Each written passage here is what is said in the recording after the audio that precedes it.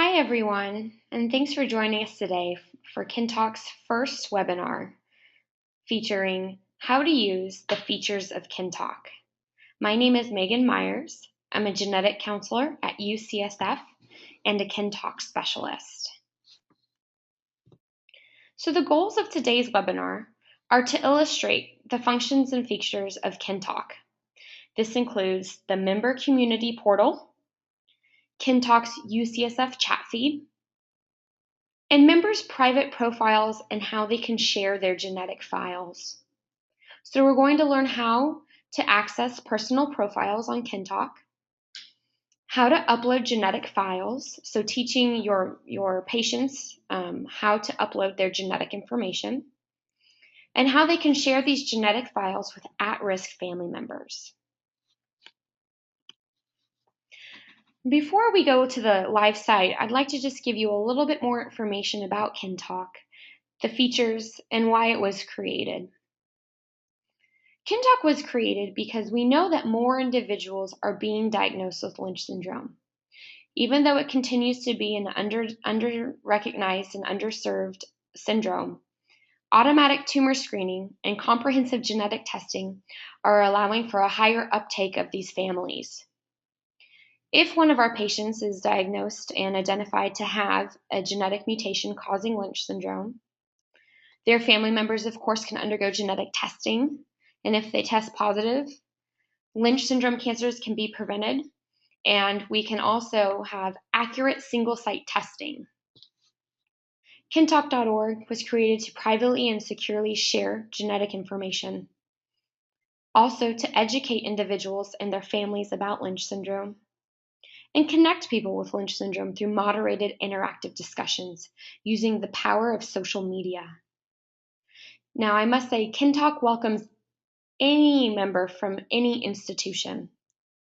We have members from the UK, members from Australia, members from South America.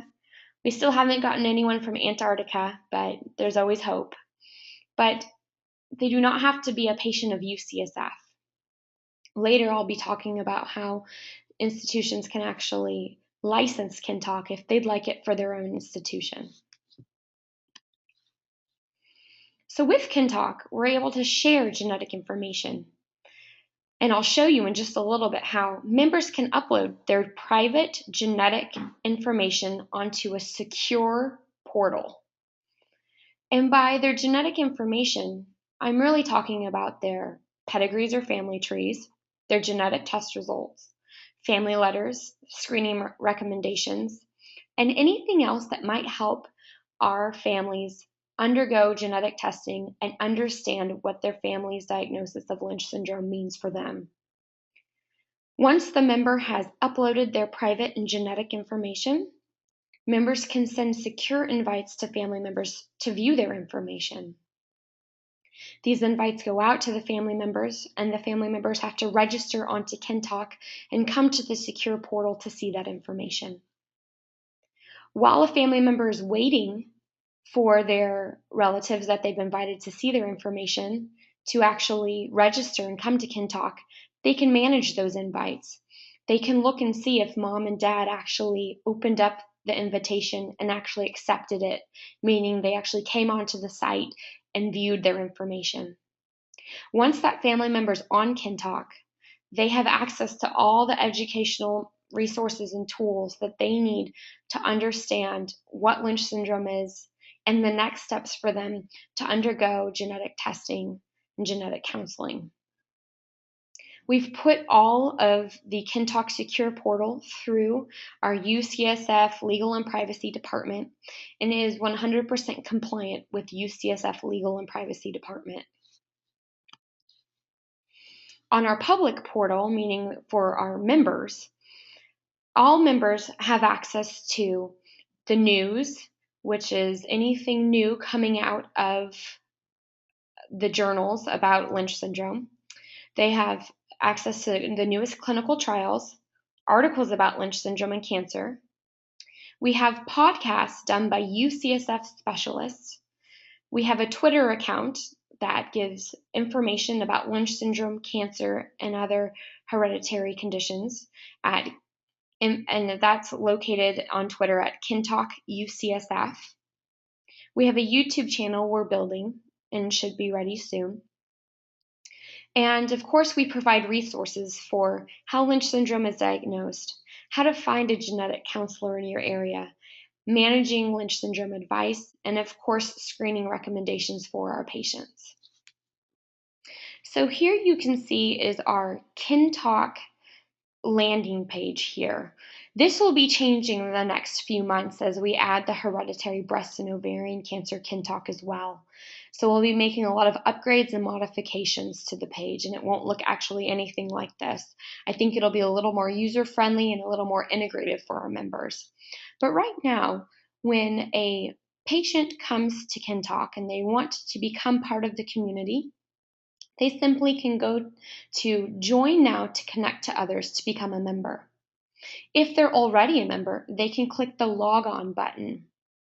But I'm going to show you what it would be like to register for the very first time. So I'll click Join Now to connect with others. So when you click that button, you come to a registration form. And on that registration form, you'll see you have to fill out a few bits of information, not much. First, of course, would be a username. This username will be seen by others, so some might choose an alias, such as Kintalk Test 6. And then they need to put in an email address that they are checking regularly so that they can get messages and updates from the community. So I will put in my Kintalk, and I will put in my password. Then you have to do a simple math equation to show that you're not a spam bot registering for the site. So I'll go ahead and put that in.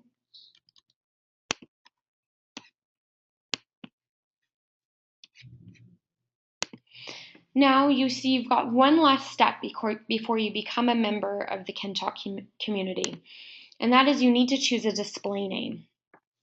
Again, this is something that all members of Kintalk will see.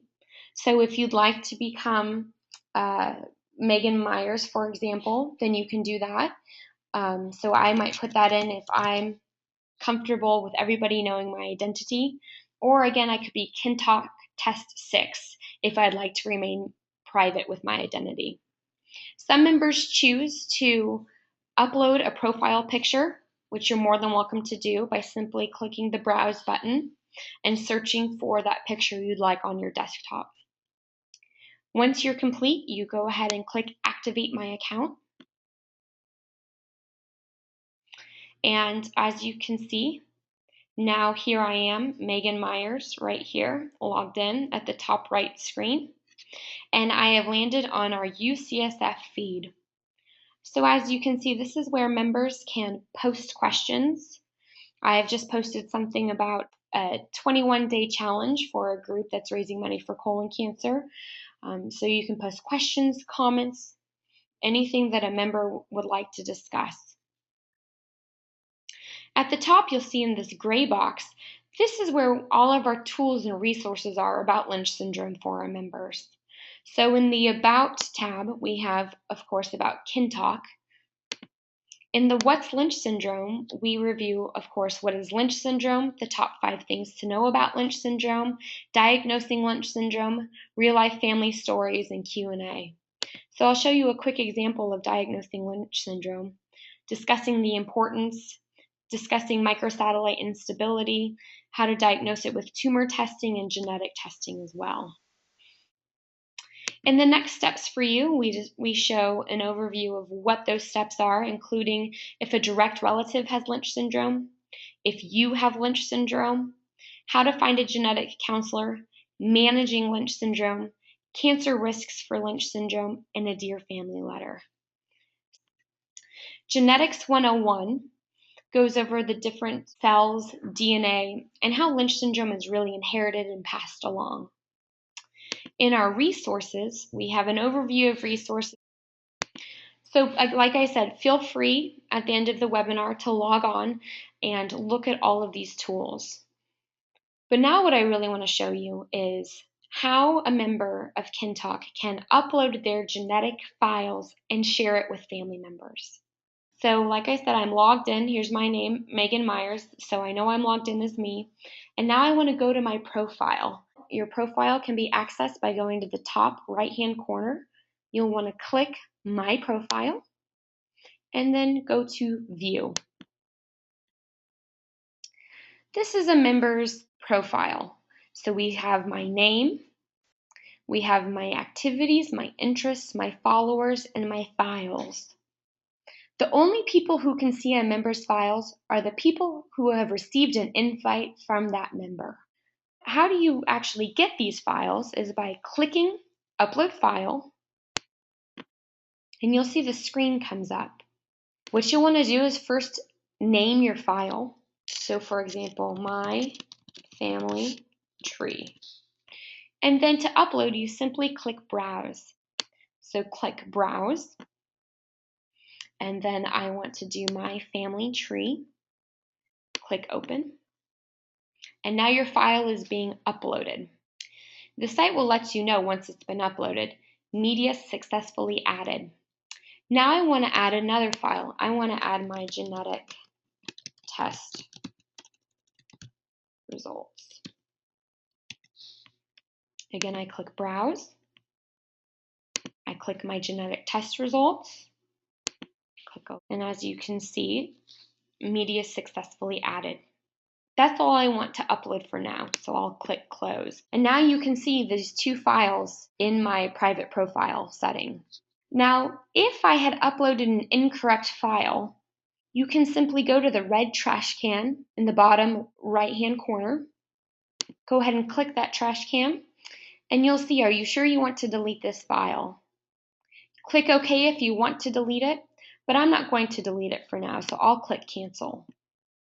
So I have my two files ready to share. How do I share these files?